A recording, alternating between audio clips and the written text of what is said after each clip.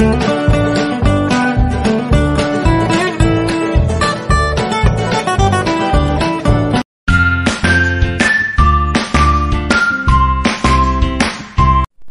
Friends, అందరికీ నమస్కారం అండి.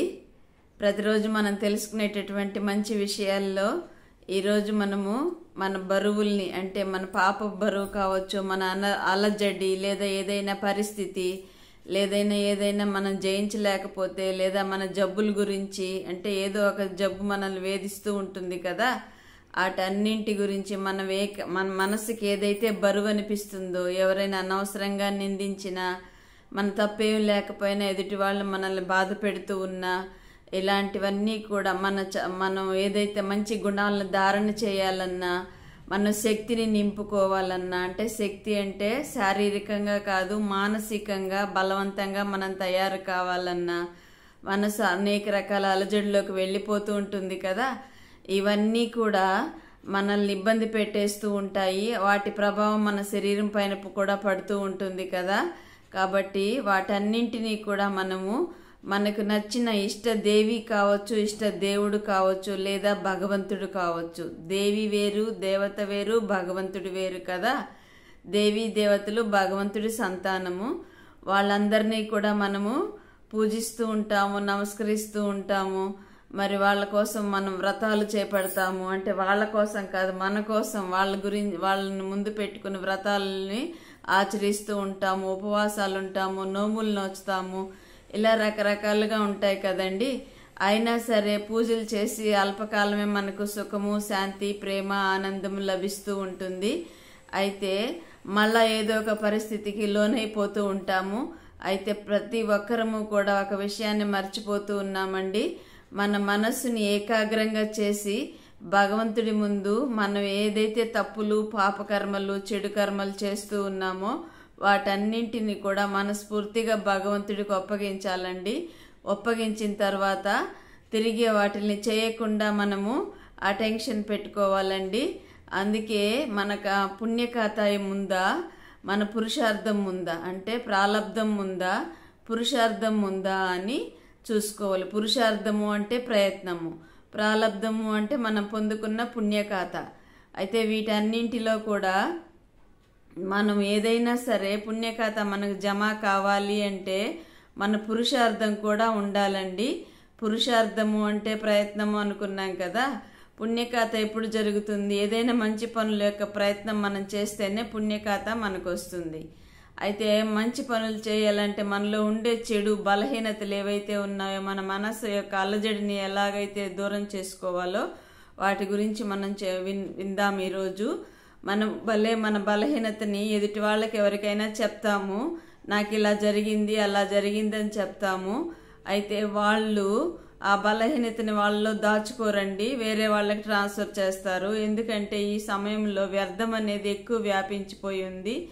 అనేక రకాల అలజడులకు లోనవుతూ వాళ్ళ అలజడులను తగ్గించుకోవడానికి బదులుగా ఎదుటి వాళ్ళ అలజడుల్లోకి వేలెత్తి చూపిస్తారు, వాళ్ళ జీవితంలోకి తొంగి చూస్తారు. అంటే తొంగి చూస్తారంటే తలుపు చాటు నుండి చూడడం కాదు, వీళ్ళ లోపాలని వదిలించుకోవడానికి బదులుగా ఎదుటి వాళ్ళ లోపాలని పరిశీలిస్తూ ఉంటారు. వీటన్నింటికి ముఖ్య కారణం ఏంటి అంటే మన మనస్సు అనేక రకాల అలజడికి లోనైపోతోందండి. కాబట్టి ఆ అలజడిని దూరం చేసుకోవాలి అంటే ముందు మన మనసు ఏకాగ్రం చేసుకోవాలి. అప్పుడే మనము ఏదైనా సరే పరిస్థితిని జయించగలుగుతాము. దానికోసం కొన్ని ముఖ్యమైన పాయింట్లు నాకు తెలిసినవి, నేను ఆచరించేవి మీకు చెప్తాను. అయితే మనం భగవంతుడి దగ్గరకు వెళ్ళి, అంటే పూజ మందిరంలో లేదా గది ఉన్నా ఓకే, లేదంటే అరమర ఉన్నా సరే, దాని పక్కన ఎదురుగా పీఠం వేసుకొని, అంటే పీఠం అంటే ఒక స్టూల్ కావచ్చు, ఒక పీట కావచ్చు, లేదా ఒక క్లాత్ కావచ్చు, వేసుకుని దానిపైనే కూర్చొని పూజ చేయాలండి. అందుకే పెద్దవాళ్ళు ఒక పూజ పీటని సపరేట్గా పెట్టేవాళ్ళు. ఎందుకంటే అది మామూలుగా అందరికీ ఉపయోగించే వాళ్ళు కాదు. పూజ గదిలోకి వెళ్ళినప్పుడు ఆ పీఠం వేసుకుని కూర్చొని పూజ చేసేవాళ్ళు. అయితే మాకు మెడిటేషన్ నేర్పించారంటే, ఊరికే భూమి మీద కూర్చున్నాము అంటే భూమి యొక్క ఆకర్షణ శక్తి, మనకు భగవంతుడి నుండి ఏదైతే శక్తి లభిస్తూ ఉంటుందో అది ఎక్కువ, ఆ పవర్స్ అన్నీ దానికి వెళ్ళిపోతూ ఉంటాయి. అయితే దానికి కూడా మనం యోగదానం చేయాలి, భూమికి కూడా. అయితే మనం చూసుకోవాలి, ముందు మనం నింపుగా ఉంటేనే కదా ఎదుటి వాళ్ళకి ఏదైనా ఇవ్వగలము. కనుక ముందుగా ఒక పీఠం వేసుకొని కూర్చొని, లేదా ఒక బట్ట, ఒక చిన్న చాపో ఏదో ఒకటి వేసి కూర్చొని పూజ చేయాలండి. అది నియమము. పెద్దవాళ్ళు కూడా అలాగే చేసేవారు కదా. అలాగ కూర్చొని మనము మనస్సును ఒక 2-3 నిమిషాలు ఏకాగ్రం చేసుకుని భగవంతుడితో మనం మాట్లాడడం మొదలు పెట్టాలండి. భగవంతుడి మహిమలు ఏవైతే ఉన్నాయో అవన్నీ మనము ఆచరించాలంటే మనసుతో ఉచ్చరించాలి, నోటితో చెప్పడం కాదు. మనసుతో ఆలోచిస్తూ మనసు నుండి చెప్పాలి భగవంతుడికి. చెప్తూ మన సమస్యలు ఏవైతే ఉన్నాయో, మన బాధలు ఏవైతే ఉన్నాయో అవన్నీ కరెక్ట్గా మనం నివేదించగలిగితే భగవంతుడు తప్పకుండా వింటారండి. ఎందుకంటే భగవంతుడే మనందరి తండ్రి. మన ఇంట్లో వాళ్ళు కావచ్చు, మన వీధిలో వాళ్ళు కావచ్చు, మన బంధుమిత్రులు కావచ్చు, లేదా మొత్తం ప్రపంచంలో వాళ్ళందరికీ కూడా సత్యమైన శాంతిని, సుఖాన్ని, ప్రేమనిచ్చేటటువంటి ఒకే ఒక్కరు తండ్రి. అందరూ కలిసి తండ్రి అని భగవంతుడినే పిలుస్తున్నారు. భలే దేహ సంబంధాల్లో అనేక రకాల సంబంధాలు వచ్చినా సరే మనం భగవంతుణ్ణి అందరము కలిసి, మన పిల్లలు కావచ్చు, మన భర్త కావచ్చు, మన అత్తమామలు కావచ్చు, మన అక్క చెల్లెళ్ళు కావచ్చు, ఆఖరికి మనం కావచ్చు, అందరము కలిసి భగవంతుడా తండ్రి అంటున్నాం. కానీ తండ్రి కాకుండా అన్నయ్య, మామయ్య అని సంబోధించట్లేదు కదా. ప్రతి ఒక్కరూ కూడా సంబంధం తండ్రితోనే సంబంధాన్ని జోడిస్తున్నారు.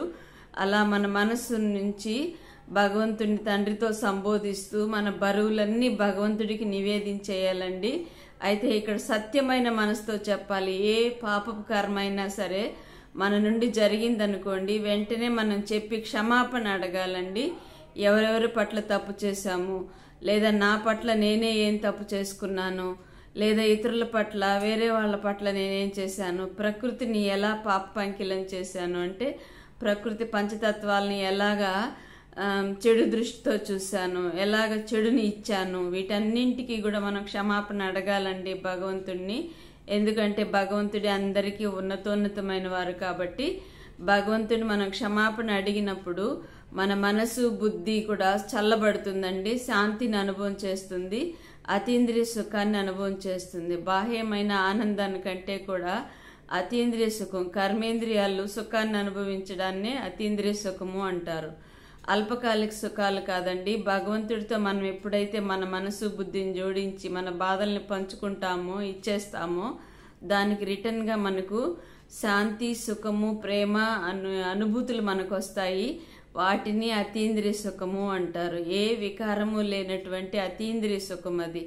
కాబట్టి దాన్ని అనుభవం చేయాలంటే ముందు మనం మనస్ఫూర్తిగా భగవంతుడికి మన సమస్యలు, మన బాధలన్నీ నివేదించాలండి. ఈ వ్లాగ్ నచ్చినట్లయితే తప్పకుండా లైక్ అండ్ షేర్ ప్లీజ్.